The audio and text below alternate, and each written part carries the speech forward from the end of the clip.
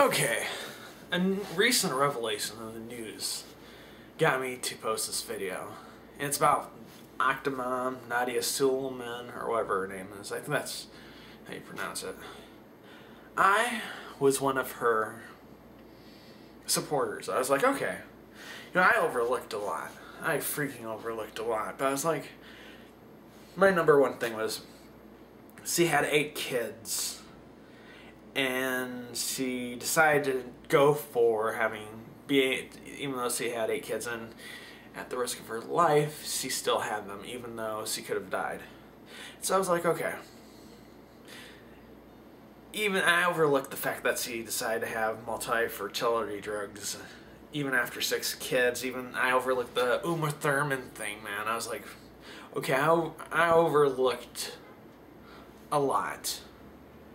But when you say, not just to a friend, but to a magazine, to an editor, or to someone, this is going to be published all over the place, that you despise, that you hate your kids. Hate. Not, I can't stand my kids. No, use the word hate, which is an extremely powerful word. And you use that on your own kids, and you basically, and then you said your older kids are becoming animals. You know, I think I figured you out. You're basically one of those that likes little puppies, but once the dog becomes like semi-grown, you despise it. You do not deserve any of your kids.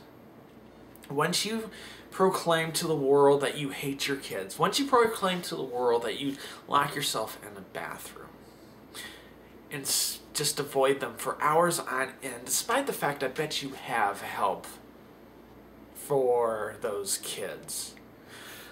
Like it said, you were making 28 grand just for June. You have more than enough than some families that have 14 kids. I knew a family that had 14 kids, or 15 kids actually. Not all at once, but they had 15 kids. They weren't making 28 grand a month. They probably were making 50 grand a month, or maybe 60, but not 50 grand a month. 50 grand a year. 60 grand a year, which is like 4 grand a month. Not 28 grand. You have more than enough money to support your kids. And yet you throw your own children under the bus. You say you're suicidal because of your children. All that right there, in my opinion, is evidence enough for you to have every single one of your kids taken away. You do not deserve to have them if you're willing to do this. And I hope, and I do predict, if I am saying this, one of the last supporters for this woman, if I am saying this, I don't think she has any more people backing her up. She will lose her kids within the month. By the end of July, CPS will come in and take every single one of her kids, and she deserves it. This is as plain as day.